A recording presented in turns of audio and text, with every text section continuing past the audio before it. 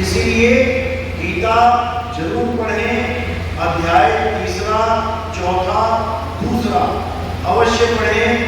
वैसे तो सारे अध्याय बहुत अच्छे हैं पढ़ने के लिए, लेकिन जो मूल ज्ञान आपको मिलेगा, जो सत्य ज्ञान आपको मिलेगा, वो गीता में आपको पूर्ण ज्ञान मिलेगा। और एक बात याद रखें कि गीता खंडन किसका करती है? गीता भूत प्रेतों की पूजा का खंडन करती है।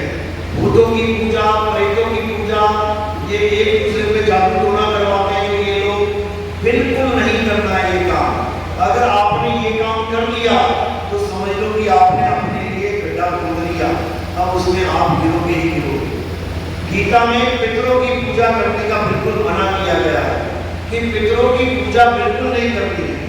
क्यों नहीं करनी है? क्योंकि हमें भरवा दिया गया है कि हम पितरों को भोजन नहीं कराएंगे तो हमारा कुछ अनर्थ हो जाएगा। अब पितर कौन है पहले ये समझिए। पितर वो लोग हैं जो हमारे पूर्वज हैं, हमारे दादा परदादा, उसके भी दादा, जो इस संसार को छोड़ के चले गए, हमने उनको पितर बना दिया। तो क्या वो साल में एक दिन भोजन करते थे? जब तक हमारे दादा परदादा जिंदा थे वो दिन में 3 टाइम 2 टाइम भोजन करते थे और रोज करते थे, 365 दिन करते थे। लेकिन हमने क्या बना दिया? पितरों को केवल श्राद्धों में 1 टाइम का भोजन दे दिया। एक थाली देके हम कहते हैं पीछे छुटा, वरना हमें परेशान करेंगे। क्या पितर केवल 1 टाइम भोजन करेगा पूरे साल में? उसको अपने लोक में भोजन नहीं मिलेगा क्या? अगर अपने लोक में भोजन नहीं मिलेगा तो क्या करेगा ऐसे लोग का? उसके बाद देवलोक का खंडन किया गया है। गीता में साफ बोला है कि देवलोक में नहीं जाना है। यानी जो लोग ये कार्ड पे लिखवाते हैं मेरे पिताजी का स्वर्गवास हो गया, बिल्कुल गलत लिखवाते हैं। स्वर्गवास तो जाना ही नहीं है, करवाना ही नहीं है स्वर्गवास। सबसे बड़ी दुविधा तो ये है कि आज तक हिंदू धर्म में किसी का नरकवास हुआ ही नहीं। आज तक हिंदू धर्म में एक भी आदमी ऐसा नहीं है जिसके घर वालों ने ये लिखवाया हो कि मेरे पिता का नरकवास हो गया।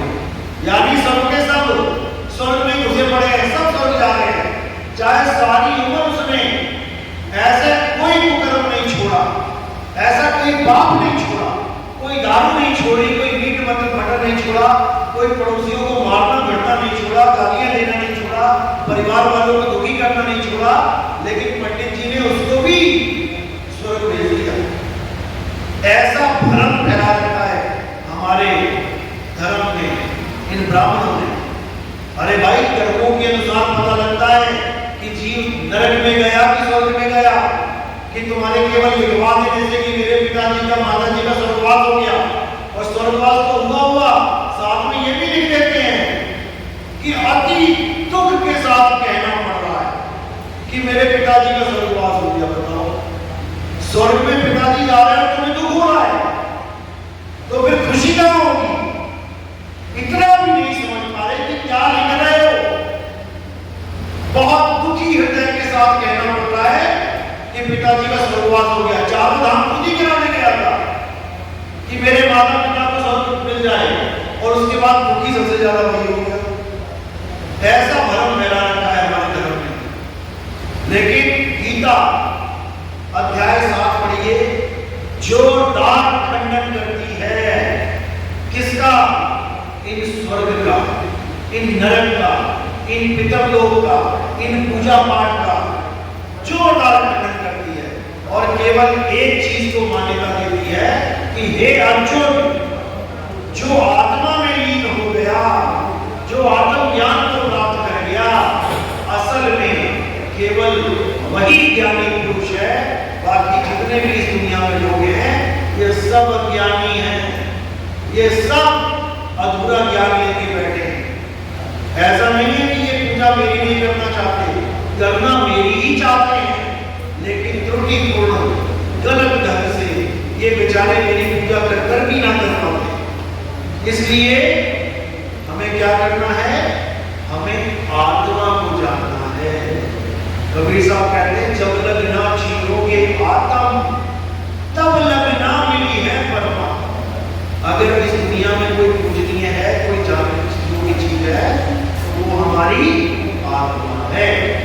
तो सारे धर्मों को तोड़ते हुए सब संत महात्माओं ने एक ही आवाज उठाई कि हम सब एक हैं।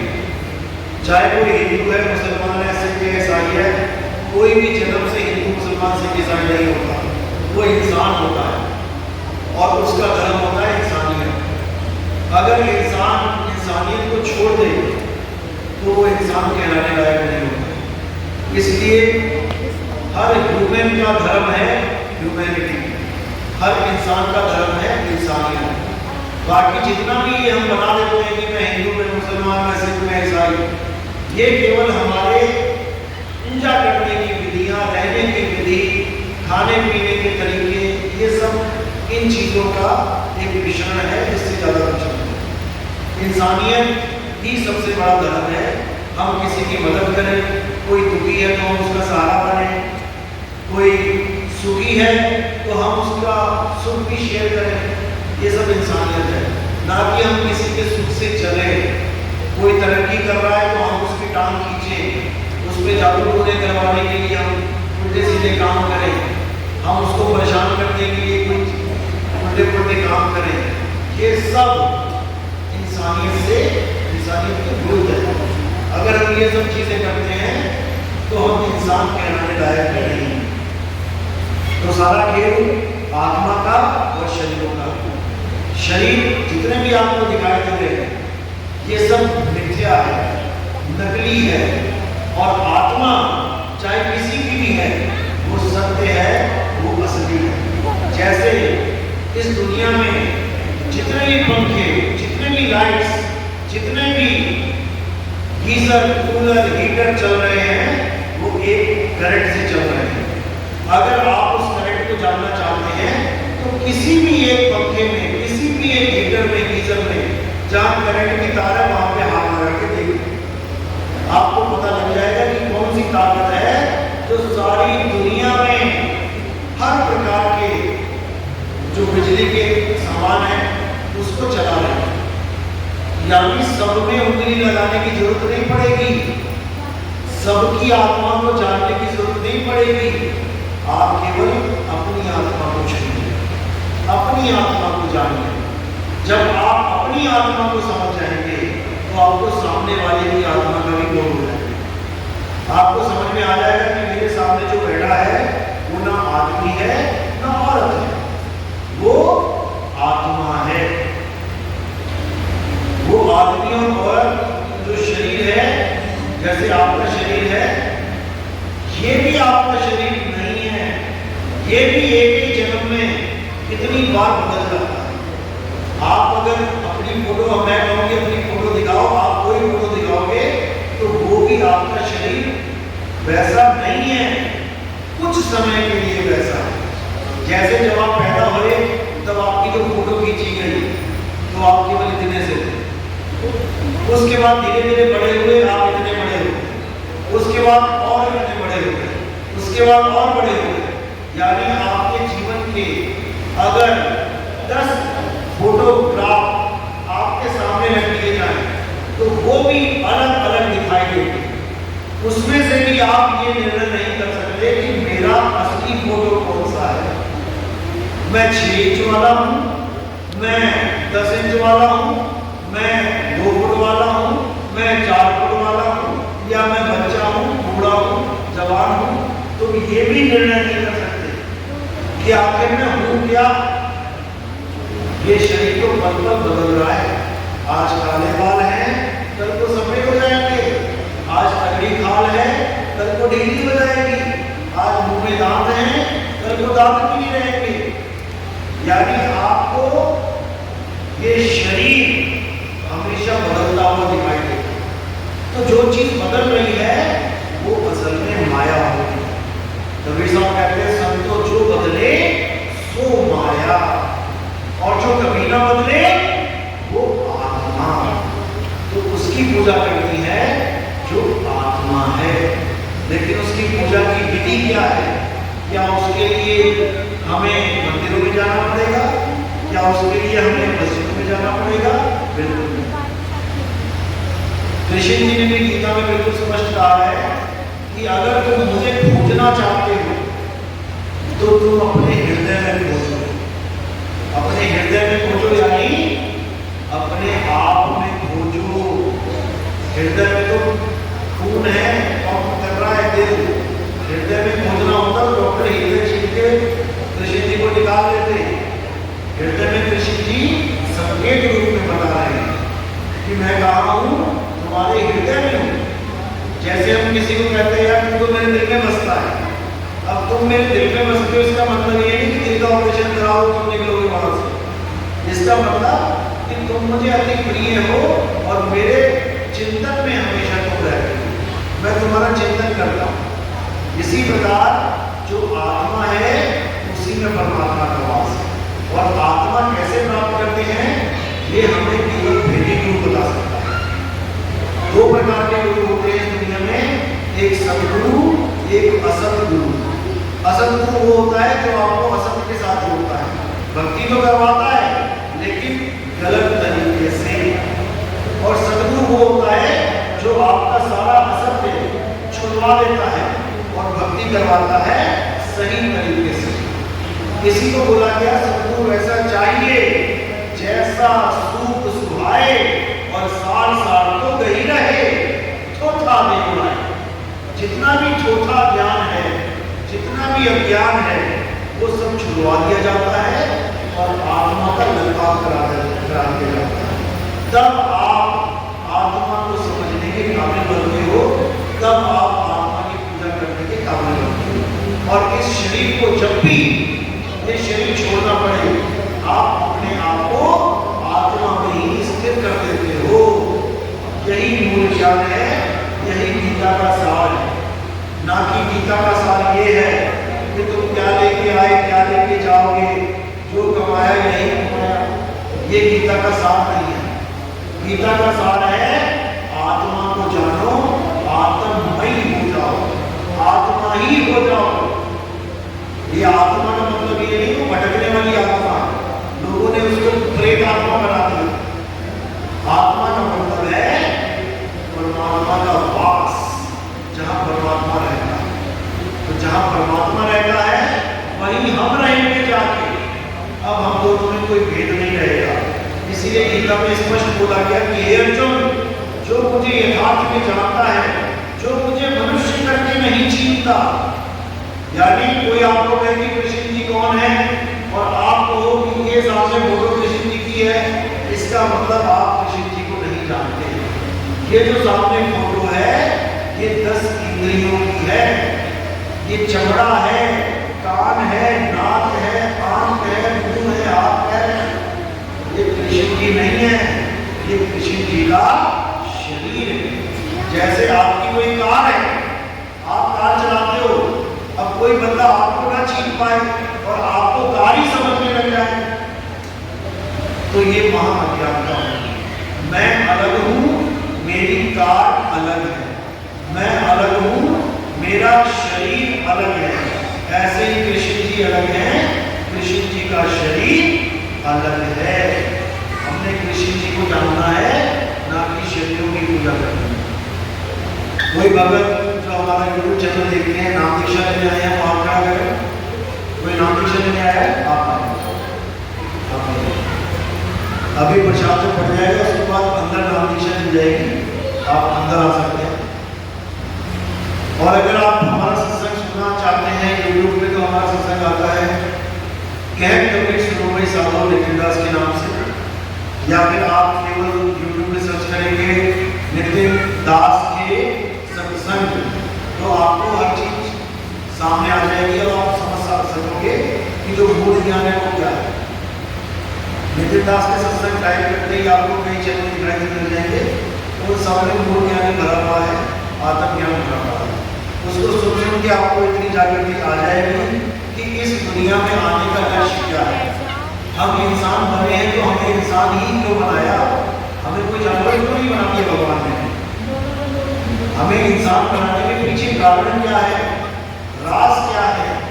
जब तक हमें यही समझ में नहीं आया, जब तक हम इस इंसानी चोरी को हम समझ नहीं कर सकते। और इस सुनहरी मौके को गवा के हम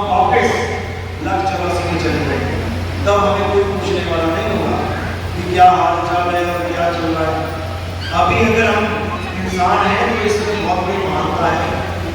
अगर हमें कोई एक झापड़ मारता है तो हम FIR करवा लेते हैं, पुलिस बल से सुरक्षा ले लेते हैं। लेकिन अगर एक बार हम हिरण बन गए, जंगल में पैदा हो गए, तो अब हमें शेर चीरेंगे, फाड़ेंगे, खाएंगे, हमारा कोई भाई बंधु FIR नहीं करवा पाएगा, ना ही हमें शेर से बचा पाएगा। अभी तो हमें प्यास लगती है तो हम 2-2 हज़ार 5-5 हज़ार लीटर की टंकियां भर देते हैं और बस रोटी कमाई और पानी पी लिया। लेकिन अगर हम जंगल के हिरण बन गए तो हमें बार बार तालाब के पास जाना पड़ेगा, और तालाब में जब हम पानी पीने के लिए गर्दन झुकाएंगे तो वहां पर मगरमच्छ बैठा है, इंतजार कर रहा है तुम्हारा कि तुम आओ और तुम्हारी गर्दन दबोच के मैं तुम्हारा आहार कर दूंगा। एक घूंट पानी के लिए तरसोगे, एक घूंट पानी के लिए बार बार अपनी मौत का सामना करोगे। लेकिन अगर इस इंसानी चूल्हे में ही आपने इस जन्म को सफल कर लिया तो आपको ये दुख नहीं देखने पड़ेंगे। कभी डिस्कवरी चैनल पे जाके देखो कैसे 4-4 शेर एक जंगली भैंसे को गिरा के उसको जिंदा ही खाने लग जाते हैं।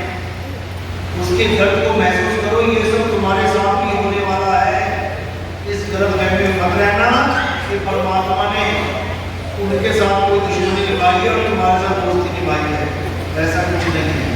सबको एक बार मौका मिलता है, 184 भुगतने के बाद सबको एक मौका मिलता है इंसानी जन्म का। अगर उसको समझ में नहीं आया कि मुझे ये इंसानी जन्म क्यों मिला है, तो उसकी आत्मा को इस शरीर से निकाल के कुत्ता, बिल्ली, हाथी, शेर, चीतों के शरीर में डाल दिया जाता है और वो सारी उम्र भटकता रहता है इसी दुविधा में। इसलिए हमने ये मौका गंवाना नहीं है। परमात्मा ने बुद्धि दी है, परमात्मा ने ज्ञान दिया है अपने आप को पहचानने का, अपनी आत्मा को जानने का, परमात्मा को जानने का। तो ये सारा ज्ञान आपको यूट्यूब में मिल जाएगा, जिसको जरूर सुने और अपने विवेक को जागृत करें। विवेक के द्वारा ही आप सत्य सत्य का निर्णय कर पाएंगे। नहीं तो जानवर की तरह आए और जानवर की तरह ही बिना किसी मकसद के ये जीवन जी के चले जाएंगे। कोई सोचता है कि केवल पैसा कमाना ही हमारे जीवन का लक्ष्य है, तो ये बहुत बड़ी भूल है। आज जितने भी लोग मर रहे हैं, लाखों करोड़ों रुपए अकाउंट में पड़े हैं और एक सांस लेने के लिए डॉक्टर को लाखों रुपया देने के लिए तैयार है, लेकिन एक सांस भी एक्स्ट्रा मिलने वाली नहीं है। इसलिए इससे पहले की सांसें खत्म हुए, इन सांसों के लेखे को समझ लो, अपने जन्म मरण के इस चक्र को तोड़ लो और परमात्मा के लिए। इसी के साथ मैं वाणी में विराम देता हूँ और अब हिसाब का वितरण करेंगे। और हमारे यहाँ आत्मदेव की आरती होती है, हमारे यहाँ आत्मा की आरती होती है। तो उस अब आरती का टाइम है और उसको आरती को करेंगे। हमारे यहाँ गुरु की आरती होती है, चेतन सत्ता की आरती होती है। हमारे यहाँ जड़ मूर्तियों की, जड़ फोटो की आरती पूजा नहीं होती। जो मूर्ति खुद अपनी धूल मिट्टी साफ नहीं कर सकती, हमारे यहाँ उसको भगवान नहीं माना जाता। जो मूर्ति आप टेढ़ी कर दो और वो अपने आप से खड़ी नहीं हो सकती, हमारे यहाँ उस मूर्ति को भगवान नहीं माना जाता। हमारे यहाँ भगवान किसको माना जाता है, परमात्मा किसको माना जाता है? परमात्मा चेतन सत्ता में विराजमान उस शक्ति को माना जाता है जो आपको गिरे हुए से उठने तक की ताकत देती है। आप गिर जाओगे, आप उठोगे। एक मूर्ति जिसको आप भगवान कहते हो वो गिर गई, वो नहीं हो सकती। क्यों? क्योंकि उसमें एक चीज की कमी है और वो कमी है आत्मा। मूर्तियों में आत्मा नहीं है, इसलिए मूर्ति जड़ है। शरीरों में आत्मा है, इसलिए शरीर चल रहा है, फिर रहा है, खा रहा है, पी रहा है। इसलिए उस आत्मा को नमन है, उस आत्मा को प्रणाम है, ना कि जड़ मूर्तियों को प्रणाम किया जाएगा। तो इसी के साथ मैं वाणी को विराम देता हूँ। बोलिए सतगुरु बंदे सतगुरु संत कबीर साहिब की जय।